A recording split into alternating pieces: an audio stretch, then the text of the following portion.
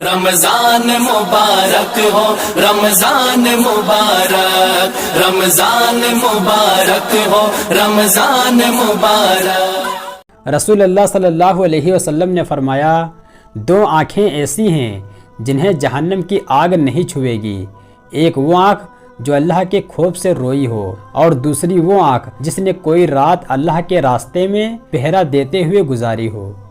رسول اللہ صلی اللہ علیہ وسلم نے فرمایا، جو مسلمان شخص اللہ کے راستے میں اتنی دیر بھی جہاد کر لے جتنی دیر میں اونٹنی کے تھن میں دوہنے کے بعد دوبارہ دودھ آتا ہے تو اس کے لیے جنت لازم ہو جاتی ہے۔ رسول اللہ صلی اللہ علیہ وسلم نے فرمایا، حلال رزق کی تلاش فرائض کی ادائیگی کے بعد دوسرا فریضہ ہے۔ رسول اللہ صلی اللہ علیہ وسلم نے فرمایا، حلال رزق کی تلاش ہر مسلمان پر واجب ہے۔ رسول اللہ صلی اللہ علیہ وسلم نے فرمایا، وہ جسم جنت میں داخل نہیں ہوگا جس کی پرورش حرام غذا سے ہوئی ہو۔ رسول اللہ صلی اللہ علیہ وسلم نے فرمایا، جس شخص نے 10 درہم میں کوئی کپڑا خریدا اور ان 10 درہم میں سے کوئی 1 درہم بھی حرام کا تھا، جب تک وہ کپڑا اس کے جسم پر رہے گا تو اللہ تعالیٰ اس کی نمازیں قبول نہیں کرے گا۔ جب تک وہ کپڑا اس کے جسم پر رہے گا تو اللہ تعالیٰ اس کی نمازیں قبول نہیں کرے گا۔ رسول اللہ صلی اللہ علیہ وسلم نے فرمایا، اللہ اس بندے کو پسند کرتا ہے جو ایماندار ہو اور کسی ہنر سے روزی کماتا ہو۔ رسول اللہ صلی اللہ علیہ وسلم نے فرمایا، اللہ اس بات کو پسند کرتا ہے کہ اپنے بندے کو حلال روزی کی تلاش میں محنت کرتا اور تکلیف اٹھاتا دیکھے۔ رسول اللہ صلی اللہ علیہ وسلم نے فرمایا، حلال روزی کا تلاش کرنا بھی جہاد ہے۔ رسول اللہ صلی اللہ علیہ وسلم نے فرمایا، جو انسان حلال روزی سے شرماتا ہے اس کو اللہ حرام میں مبتلا کرتا ہے۔ رسول اللہ صلی اللہ علیہ وسلم نے فرمایا، سب سے افضل عمل انسان کا اپنے ہاتھ سے روزی کمانا ہے۔ رسول اللہ صلی اللہ علیہ وسلم نے فرمایا، قسم ہے اس ذات کی جس کے قبضے قدرت میں میری جان ہے، میں اپنے حوض سے کچھ لوگوں کو اس طرح ہانکوں گا جیسے دوسرے کے اونٹ کو حوض سے ہٹایا جاتا ہے۔ رسول اللہ صلی اللہ علیہ وسلم نے فرمایا، قسم ہے اس ذات کی جس کے قبضے قدرت میں میری جان ہے، تم میں کوئی کامل مومن نہیں ہو سکتا جب تک کہ میں اسے اپنے بیٹے اور باپ سے زیادہ محبوب نہ ہو جاؤں۔ رسول اللہ صلی اللہ علیہ وسلم نے فرمایا، قسم ہے اس ذات کی جس کے قبضے قدرت میں میری جان ہے، یقیناً ان نعمتوں کے بارے میں قیامت کے دن تم سے ضرور پوچھا جائے گا۔ رسول اللہ صلی اللہ علیہ وسلم نے فرمایا، قسم ہے اس ذات کی جس کے قبضے قدرت میں میری جان ہے، ان قریب تم میں حضرت مریم علیہ السلام کا بیٹا حضرت عیسیٰ علیہ السلام عادل حاکم بن کر اترے گا۔ رسول اللہ صلی اللہ علیہ وسلم نے فرمایا، اے عمر، قسم ہے اس ذات کی جس کے قبضے قدرت میں میری جان ہے، شیطان کسی بھی راستے پر چلتے ہوئے آپ سے نہیں ملتا۔ رسول اللہ صلی اللہ علیہ وسلم نے فرمایا، اللہ کی قسم، میں بھی ایک دن میں 70 سے زیادہ مرتبہ اللہ تعالیٰ سے معافی مانگتا ہوں اور اس کے حضور میں توبہ کرتا ہوں۔ رسول اللہ صلی اللہ علیہ وسلم نے فرمایا، اللہ کی قسم، اگر اللہ تعالیٰ کی رحمت نہ ہوتی تو نہ ہم ہدایت پاتے، نہ صدقہ دیتے اور نہ ہی نماز پڑھتے۔ رسول اللہ صلی اللہ علیہ وسلم نے فرمایا، سن لو، اللہ کی قسم، میں آپ کے لیے بخشش کی دعا مانگتا رہوں گا جب تک کہ مجھے اس سے روکا نہیں جائے گا۔ رسول اللہ صلی اللہ علیہ وسلم نے فرمایا، قسم ہے اس ذات کی جس کے قبضے قدرت میں میری جان ہے، مومن کو قتل کرنا اللہ کے نزدیک دنیا کے برباد ہونے سے زیادہ سنگین ہے۔ رسول اللہ صلی اللہ علیہ وسلم نے فرمایا، جو آدمی اس بات کو معلوم کرنا چاہے کہ اللہ کے نزدیک اس کا درجہ کیا ہے، اس کو پہلے اپنی طرف دیکھنا چاہیے کہ اللہ کی نسبت اس کا کیا خیال ہے۔ رسول اللہ صلی اللہ علیہ وسلم نے فرمایا، جب اللہ کسی آدمی سے محبت کرتا ہے تو لوگوں کے دلوں میں اس کی محبت ڈال دیتا ہے۔ رسول اللہ صلی اللہ علیہ وسلم نے فرمایا، مسلمانوں، میں تمہارے سبب دنیا کی قوموں پر فخر کرتا ہوں، بس ایسا نہ ہو کہ میرے بعد تم کافر ہو جاؤ اور ایک دوسرے کو قتل کرنے لگو۔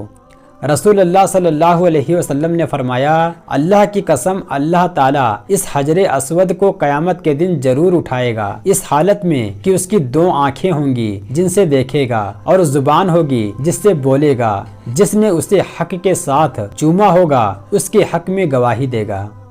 رسول اللہ صلی اللہ علیہ وسلم نے فرمایا، قسم ہے اس ذات کی جس کے قبضے قدرت میں میری جان ہے، اگر جہاد فی سبیل اللہ، حج اور ماں سے حسن سلوک نہ ہوتا تو میں غلام ہونے کی حالت میں اس دنیا سے رخصت ہونے کو پسند کرتا۔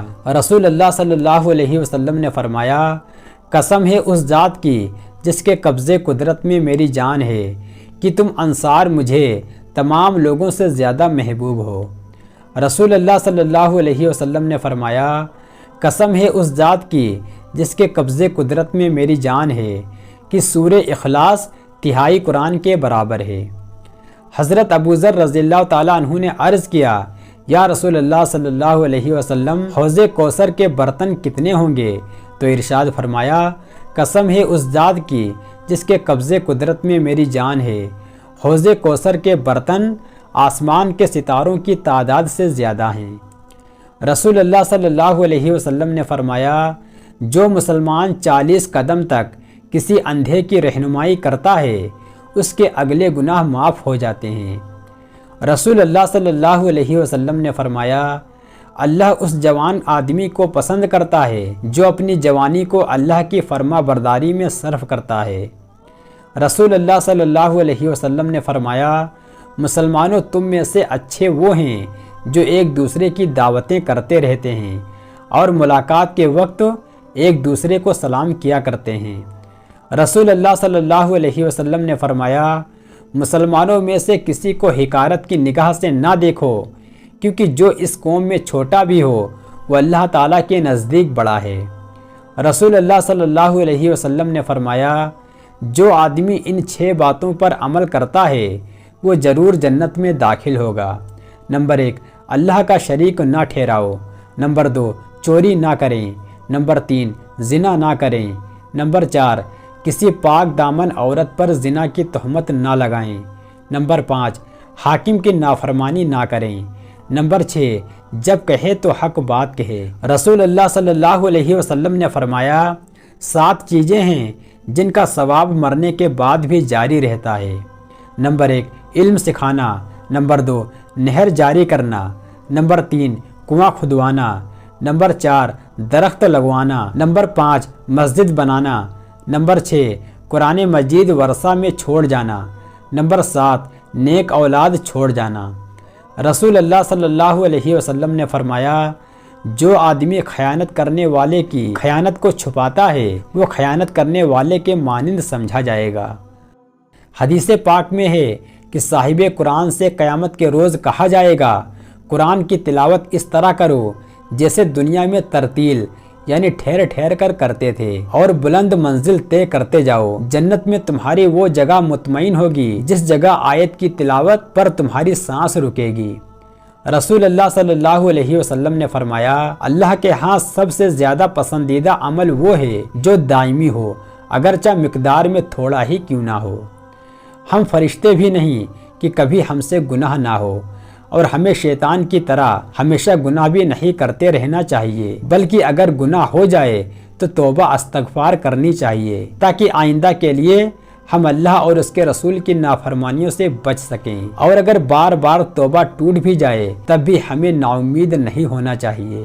حضرت انس بن مالک رضی اللہ تعالیٰ عنہ بیان کرتے ہیں کہ نبی صلی اللہ علیہ وسلم سے پوچھا گیا، کون سا صدقہ افضل ہے؟ تو آپ صلی اللہ علیہ وسلم نے فرمایا، رمضان میں صدقہ کرنا افضل ہے۔ رمضان المبارک میں روزوں کی وجہ سے خشکی آ جاتی ہے اور مزاج میں چڑچڑاپن آ جاتا ہے، اس لیے ایسے موقع پر اپنے آپ پر قابو پانا اور صبر سے کام لینا بہت ضروری ہے۔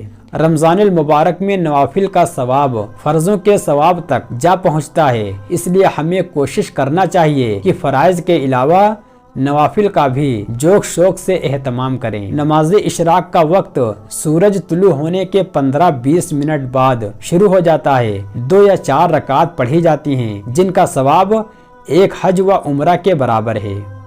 حضرت ابو ہریرہ رضی اللہ تعالیٰ عنہ سے روایت ہے کہ نبی صلی اللہ علیہ وسلم نے فرمایا، جس نے شرعی اجازت اور مرض کی مجبوری کے بغیر رمضان کا ایک روزہ چھوڑ دیا، اگر وہ ساری عمر بھی روزے رکھے تب بھی اس کی قضا نہیں ہو سکتی۔ رسول اللہ صلی اللہ علیہ وسلم نے فرمایا، جس نے نماز کی پابندی کی تو نماز اس کے لیے قیامت کے دن نور، حجت اور نجات کا سبب بنے گی۔ نبی کریم صلی اللہ علیہ وسلم ایک مرتبہ پتجھڑ کے موسم میں باہر تشریف لے گئے اور ایک درخت کی 2 ٹہنیوں کو پکڑ کر ہلایا، جس کی وجہ سے درخت کے پتے جھڑنے لگے تو آپ صلی اللہ علیہ وسلم نے فرمایا، اے ابو ذر۔ ابو ذر نے عرض کیا، یا رسول اللہ صلی اللہ علیہ وسلم، میں حاضر ہوں۔ آپ نے فرمایا، دیکھو، جب کوئی مسلمان نماز پڑھتا ہے اور اس کے ذریعے اللہ کی خوشنودی اور رضا کا طالب بنتا ہے تو اس کے گناہ اس طرح جھڑ جاتے ہیں جس طرح اس درخت کے پتے جھڑ رہے ہیں۔ قرآن کریم کو رمضان المبارک میں بہت نسبت ہے۔ اسی مبارک مہینے میں قرآن کریم نازل ہوا۔ نبی کریم صلی اللہ علیہ وسلم اس مہینے میں حضرت جبرائیل علیہ السلام سے قرآن کریم کا دور فرمایا کرتے تھے۔ رسول اللہ صلی اللہ علیہ وسلم نے فرمایا، قرآن کریم پڑھو کیونکہ وہ قیامت کے دن اپنے پڑھنے والے کے لیے سفارش کرے گا۔ رسول اللہ صلی اللہ علیہ وسلم نے فرمایا، جو شخص قرآن کریم میں ماہر ہو وہ معزز فرشتوں کے ساتھ ہوگا، اور جو شخص قرآن کو اٹک اٹک کر مشقت کے ساتھ پڑھتا ہے اس کے لیے دوہرا اجر ہے۔ رسول اللہ صلی اللہ علیہ وسلم نے فرمایا، اپنے گھر کو قبرستان نہ بناؤ، شیطان اس گھر سے بھاگ جاتا ہے جس میں سورہ بقرہ کی تلاوت کی جاتی ہے۔